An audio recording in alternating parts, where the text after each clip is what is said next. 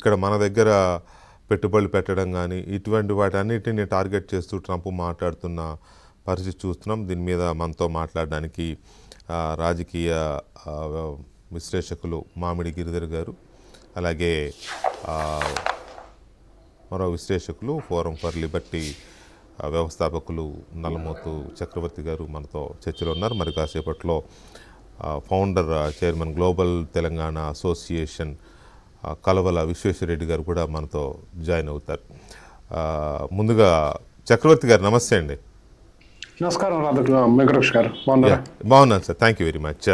చక్రవర్తి గారు, ఇక్కడ 4 టాపిక్స్గా తీసుకుంటున్నాను నేను ఇవాళ ఈ ఇష్యూని, ట్రంప్ మాట్లాడుతున్న మాటని. అందులో మొదటిది ఉద్యోగాలు, అక్కడ ఉద్యోగాలు చేసుకుంటున్న మన వాళ్ళని టార్గెట్ చేస్తున్న వ్యవహారం. నిన్న మాట్లాడిన మాటలు, ఏది వాషింగ్టన్ డీసీలో జరిగిన ఏఐ సమ్మిట్లో ఆయన మాట్లాడిన మాటల్లో మొదటిది ఉద్యోగాలు. మన వాళ్ళకు ఉద్యోగాలు ఇవ్వద్దు అని టెక్ కంపెనీలని ఆయన రిక్వెస్ట్ చేశాడో ఆదేశించాడో నాకు అర్థం కాలేదు, కానీ కొంచెం గట్టిగానే మాట్లాడాడు. రెండవది, భారతదేశంలో పెట్టుబడులు పెట్టొద్దు టెక్ కంపెనీలు, గ్లోబల్ మైండ్ సెట్ని నుంచి బయటికి రావాలి అని చెప్పి మాట్లాడిన మాట రెండవది. మూడవది H1B వీసాలు, పిల్లలకి ఇచ్చే H1B వీసాల మీద విపరీతమైన ఆంక్షలు పెట్టడము, వాళ్ళ జీతము, వాళ్ళ ఉద్యోగ హోదా వీటిని బట్టి ఇస్తామని చెప్పడం మూడవది. నాలుగవది, గ్రీన్ కార్డుకి మొత్తానికే ఎసరు పెట్టిన పరిస్థితి కనబడుతోంది. సో ఈ 4 స్టెప్స్లో మనం చూద్దాము. ముందుగా ఉద్యోగాలు, ఇది చాలా పెద్ద ఒక డ్రీమ్. మన వాళ్ళు లక్షల పోసి ఖర్చు పెట్టి ఇక్కడ చదువుకున్నారు, ఫ్రీగా చదివించలేదు వాళ్ళు అక్కడ యూనివర్సిటీలు.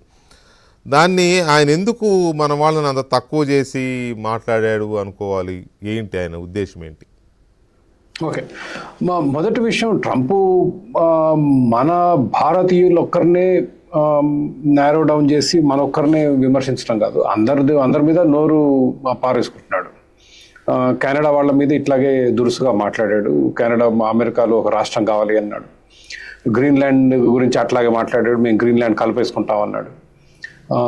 ఇతర యూరోపియన్ దేశాలు, నేటో దేశాలు, ఒక పక్క రష్యాతో వాళ్ళు పడుతున్న గొడవలు, పోరాటాలు జరుగుతున్నాయి, వాళ్ళని అట్లాగే మాట్లాడాడు. కాబట్టి అతని పద్ధతి అది, అతని పర్సనాలిటీ అది. దాన్ని ఇప్పుడు మనం, అది దురదృష్టం. అది సరే, ఈరోజు ప్రపంచంలో ఒక శక్తివంతమైన దేశానికి అధ్యక్షుడు అయి ఉండి అంత నోటి దురుసున్న వ్యక్తి ఆ దేశానికి అధ్యక్షుడు కావటం దురదృష్టం. కాకపోతే మనను ప్రత్యేకంగా మన మీద అంత పెద్ద చేసిందని మనం భావించకూడదు, ఎందుకంటే చైనాను కూడా అట్లాగే మాట్లాడాడు. అయితే ఉద్యోగాలు విషయంలో మాత్రం ఇది భారతదేశానికి కొంత ఇబ్బంది కలిగించే విషయం. ఎందుకంటే చాలామంది భారతీయులు, 10 లక్షల భారతీయులు ఈరోజు అమెరికాలో ఉన్నారు. I think nearly 5 million is the number I heard. 5 million అంటే 50 లక్షలు. వాళ్ళందరూ అక్కడ పనిచేస్తున్నారు. ప్రతి సంవత్సరం H1B ఇస్తే, అందుట్లో H1B వీసాలు ఇస్తే దాంట్లో దాదాపు 75% భారతీయులే వెళ్ళేది.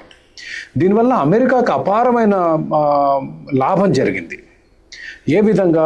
ఈరోజు మీరు ప్రపంచంలో ఏ దేశం తీసుకున్నాం, ఒకప్పుడు కేవలం మనం ఒక 25-30 సంవత్సరాల క్రితం కనుక వెనక్కి వెళ్ళి కనుక చూసుకుంటే జపాన్ గురించి చాలా మాట్లాడేవాళ్ళు, చైనా గురించి చాలా మాట్లాడేవాళ్ళు. ఇన్ని మాటలు, ఏది అభివృద్ధి చెందుతుంది, ఒక విప్లవం వస్తుంది, టెక్నాలజీ విప్లవం చైనాలో కానీ జపాన్లో కానీ అన్న మాటలు వినిపించేది.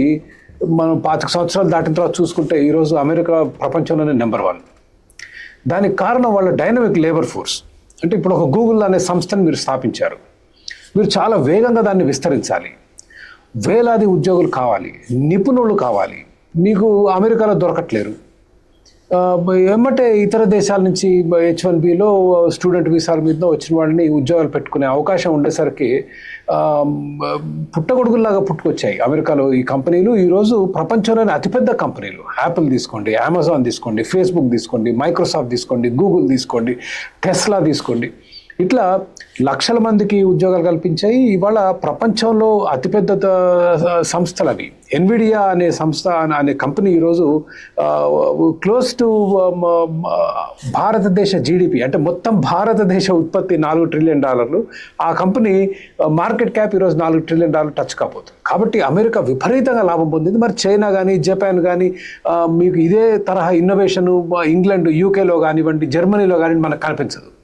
ఎందుకు? వాళ్ళ దగ్గర ఇంత ఉదారమైన ఇమిగ్రేషన్ విధానం లేదు. ఇది అమెరికా ప్రపంచాన్ని నేర్పించింది. మీ సరిహద్దులు ఓపెన్ పెట్టుకొని గూడ్స్ స్వేచ్ఛగా, ఫ్రీ ట్రేడ్, ఇంపోర్ట్లు, ఎగుమతులు దిగుమతులు స్వేచ్ఛగా చేసుకుని, కంపెనీలకు అవసరం ఉన్న ఉద్యోగులు స్వేచ్ఛగా. ఇప్పుడు అమెరికాలో ఉద్యోగులు దొరికితే ఎందుకు పెట్టుకోరు? వాళ్ళకేమి పిచ్చా వేరే దేశానికి పోయి బతినాడుకొని ఇంగ్లీష్ సరిగ్గా మాట్లాడటం రాని వాళ్ళని తీసుకొచ్చి ఉద్యోగాలు పెట్టుకోవడానికి? అక్కడ దొరకనే కదా విదేశాలకు వెళ్ళింది. దానివల్ల వాళ్ళ వ్యాపారం విస్తరించాలి, చాలా లాభం పొందారు. మరి ట్రంప్ ఎందుకు చేస్తున్నాడు అనేది మీరు ప్రశ్న. ట్రంప్ ఎందుకు చేస్తున్నట్టే అగైన్ రాజకీయాలు, ప్రజాస్వామ్యం, మన ఉద్యోగాలు వేరే వాళ్ళు ఎత్తుకపోతున్నారంటే ప్రజల్లో ఒక రకమైన వచ్చింది. ఇప్పుడు అమెరికన్స్కు రావాల్సిన ఉద్యోగాలు ఇండియన్స్ తీసుకెళ్తున్నారంటే it sounds an emotional card. కానీ చాలామంది ప్రశ్నించేది ఏంటంటే అమెరికాలో నిరుద్యోగం అతి తక్కువ 4-5% ఉంది. 4-5% ఉద్యోగం ఉన్నప్పుడు వేరే వాళ్ళు ఉద్యోగాలు తీసుకుపోతున్నారు అనుకోవటం మూర్ఖత్వం అవుతుంది.